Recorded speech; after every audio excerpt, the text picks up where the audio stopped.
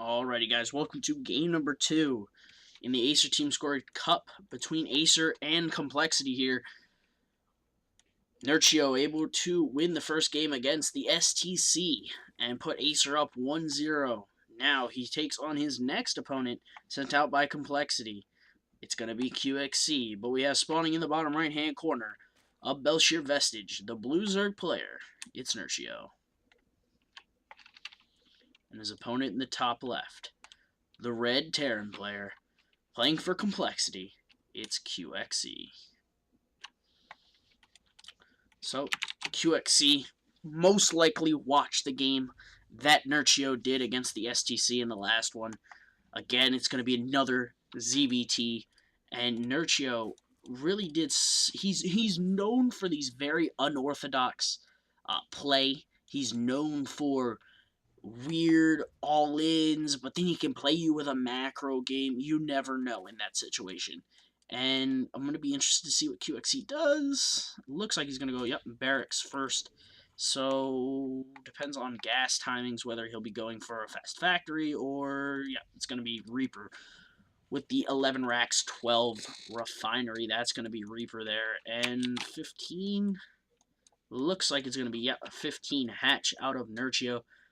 So, we're going to have a Reaper opening out of QXC, which will most likely go into an expansion.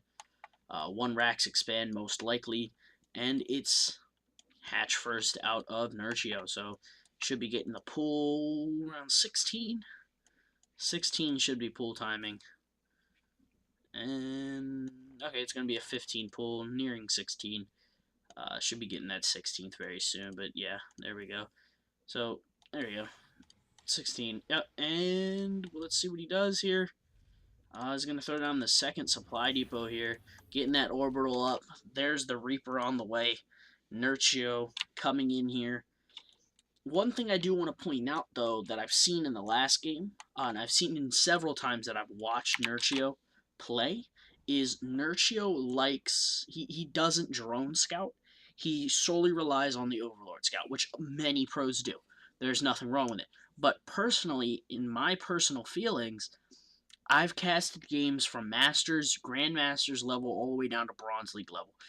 And in my opinion, if you are a low league player, you should always drone scout in ZVT. And you'll say, well, why? The pros don't do it. Why should I do it? Well, because the pros, in a lot of the times, especially when they play in big events, not a whole lot of mischievous things end up happening here. But the Reaper's going to come on in here. Nerchio's gonna spot this expansion going down for QXC, and the Reaper's gonna kind of do some bit poking in here, do all its scouting information. It scouts no gas out of Nerchio at this point. No gas, no second base, and kind of solely Zerglings at this point. He saw 2 Zergling, that's all he's seeing right now. The second Reaper's coming across the field here. We got these 2 Lings sneaking across the field. This Reaper trying to pick off some drones. Has not picked off anything, though. Nice micro there by Nerchio, able to keep those drones alive from these Reapers and these 2 Lings. Gonna be trying to sneak in here. This is so dangerous, this low ground expansion play that Terran can do. It can really be delayed here, and we're seeing that right now as these Lings are going to push away this SCV. Delaying this expansion, yeah, it's only for a few seconds. Obviously, here's the other SCV coming down, going to be able to take care of that. But look, the Lings don't care about that SCV anymore. They're coming all the way over here, and they're going to try and delay it even more. They're going to try and pick that off. Forces also the Reapers to come home. The Reapers have to come, try and defend this now. We see Starport going down, Tech Lab. This looks like it's going to be around the same style. That 4 Hellion, 2 Reaper, Banshee opener. With this build, with the gas, I believe it's going to be Cloak. I believe there's going to be Cloak in this play. I could be mistaken, but I'm pretty sure it's going to be Cloak here. As gas has been kind of banked up here. And oh, look at that. The Lings are going to spot the Banshee going to be coming out here. And let's see what's exactly going to happen. We got the Hellions and the Reapers over here trying to keep that map control. Banshee went down. Let's see whether Cloak gets done. no cloak. It doesn't look like it's going to be cloak. Alright, so I was wrong. It's just going to be a Banshee play without cloak. Most likely that's just the lack of cloak is pretty much just an opportunity for him to get out, try and get out stim much faster and start working with that, start getting those racks with all the add-ons up. Nice job there, doing a great job. Being very cost efficient with this army, keeping that map control, trying to limit this creep spread that Nerchio can have here. And oh, gonna pick off some fresh creep tumors. Nice job there. And he's gonna spot this third base going down. The Queen's forced to try and go defend this, but the nice thing about this is he could swing right on around, do some damage. He might actually be able to pick off this hatchery. Nope, just not going to be able to pick off the hatchery, but he's going to slip on by, and he's going to go straight. No full wall off. Nice job by Nerchio there, getting that full wall off down, but guess what? The Banshee is out, and there's not much to defend here. Losing 2 queens already, and a lot of lings as well. Nearing 20 lings actually have fallen so far. Actually, all 3 queens are actually dead at this point. This is not a great situation here. 2 queens are forced to come out here. The Banshee is going to pull back a bit. And again, he's just doing an insane amount of damage to this third base. The third base is very low at this point. He's forced Nerchio to build a lot of units, and he's actually been able to even up the workers count here. How many queens does he actually have right now? He only has 2 queens right now. He's forced to keep building queens to try and compensate for this. But guess what? Another Banshee just joined the composition here. Big Ling trying to surround there. Not going to be able to get that surround, though.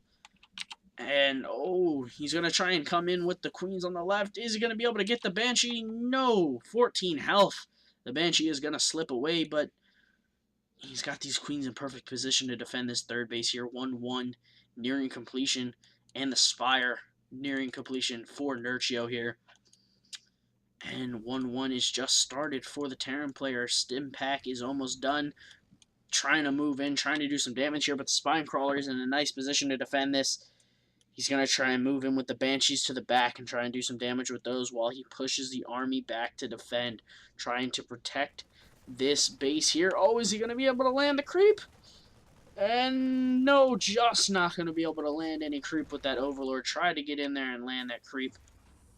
Transferring some SCVs as well. Ling run by, going to try and do some damage here. They're going to try and slip up into the main. No, they're going to go straight for the third base. Just 2 Marines here to defend. Those are going to get picked off, and now here they go. They're going to go straight for the SCVs here. They're going to try and pick off what they can, but the Hellions have come in, and no, actually not even going to get 1 worker there. Nice moves. Mutas, though. Mutas are a problem, as there's no way to fight those. I don't believe the QXC actually had spotted that Spire. No, he didn't. So these Mutas are going to go uncontested at this point. No missile turrets have actually gone down. They're just now starting to go down here. 1 is going to be getting built. 1 is at the natural mineral line, and he's going to be building 1 at the third base mineral line to protect that from these Mutalists. 5 more Mutas on the field, 1-1, or 2-2, half completed, plus 1 flyer attacks as well, halfway done. Just getting down that Baneling nest. And it looks like Nerchio is going to be going for some kind of attack sometime soon. He's throwing down a 4th base as well. Moving around with this army here. The thing about the Terran army is he's got medevacs out in the field. He's got 1-1. He's got stim pack. He's got combat shields. He's ready for this fight here. And Mutalisk's going to move across the left side of the map. They're going to try and harass in the main base. At the same time, the Terran army is actually out in the middle of the field here. Nerchio knows what's going on. Nerchio fighting Marines in the main. The thing about Marines is Marines are kind of garbage when they first pop out. They got to be in decent numbers to actually be effective. Nice job here by Nerchio being able to get in here, camp that production, and he's doing a lot of damage there. The bio at the same time poking at this 4th base. They're going to kill the 4th base off. But again, these Mutalists are doing a great job, doing so much damage in the main base right now. 2 the production. Nothing is able to actually be produced here. Nothing is able to reinforce his army. And here comes a big Ling surround. They're going to try and surround him. They're going to get that full surround. A lot of the army, though, is picked up in the medevacs. The problem is there's no production back at home. There's no way to reinforce his force. He's just got 2 Widow Mines. All the two add-ons have been picked off of these racks, and a lot of Marines have fallen during this fight here.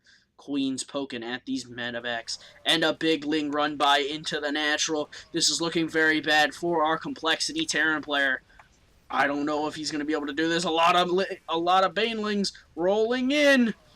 Oh, not very good Widow Mine hits there, and like I said, the big camp on the production is what really hurt QXC in this situation, and this looks like a GG situation. GG is called, and Nerchio will win game number 2 for Acer, putting them up 2-0 in this best of 9 series between Acer and Complexity. Hope you guys enjoyed this little cast right here, guys. Please stay tuned for game number 3. It'll be Acer Nerchio versus whoever Complexity sends out. I'm not sure what it's going to be yet.